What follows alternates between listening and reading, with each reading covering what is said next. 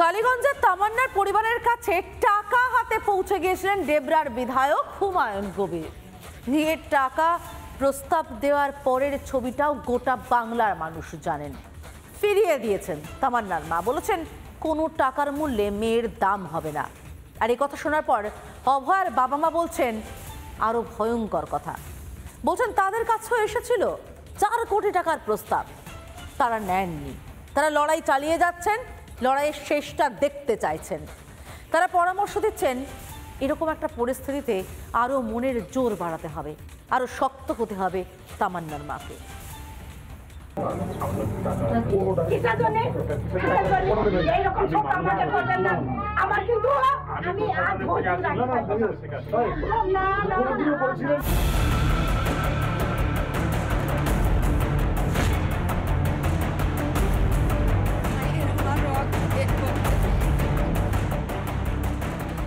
এক মা টাকার প্রস্তাব ফিরিয়েছে, এক পরিবার চোখে চোখ রেখে কথা বলেছে শাসকের। তখনই বিস্ফোরক আরেক সন্তানহারা পরিবার। 4 কোটি টাকার প্রস্তাব এসেছিল। বিস্ফোরক অভিযোগ আরজিকর কাণ্ডের অভয়ার বাবার। কোনো প্রশাসনের উপরে আমাদের আস্থা নেই। শুধু পুলিশ নয়, মুখ্যমন্ত্রী নিজেও আমাদের টাকার অফার করেছেন এবং পরবর্তীকালে আমাদের 4 কোটি টাকা দেওয়ার প্রস্তাবও এসছে।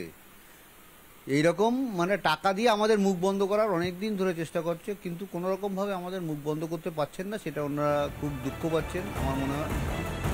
কালীগঞ্জের তামান্নার মায়ের কষ্টে চোখ ভিজেছে অভয়ার মায়েরও। তামান্নার মাকে আরো শক্ত হওয়ার পরামর্শ দিয়েছেন। সামনে যে লড়াই আরো বাকি। তামান্নার মাকে আমি বলবো তিনি আমার সহযোদ্ধা, আমি তাকে আরো শক্ত হতে বলবো। তার চোখের সামনে তার ছোট্ট প্রাণটা চলে গেছে তার মেয়ের। সে হয়তো ভোট বলে কি সেটাও বোঝে না, চলে যেতে বাধ্য করেছে শাসক দল। প্রত্যেকটা মাই এটা বলবে যে টাকা দিয়ে কোনো সন্তানের ক্ষতিপূরণ হয় না, টাকা দিয়ে কোনো সন্তানহারা মায়ের শোক ভুলিয়ে দেওয়া যায় না।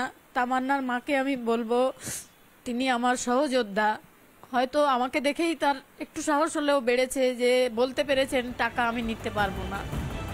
দুই পরিবার তাদের একমাত্র সন্তানকে হারিয়েছে।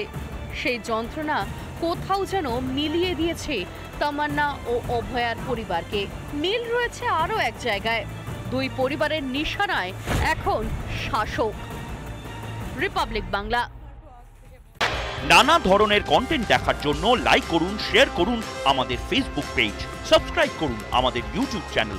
পাশাপাশি অন্যান্য ব্রেকিং নিউজের জন্য অবশ্যই চোখ রাখুন রিপাবলিক বাংলায়।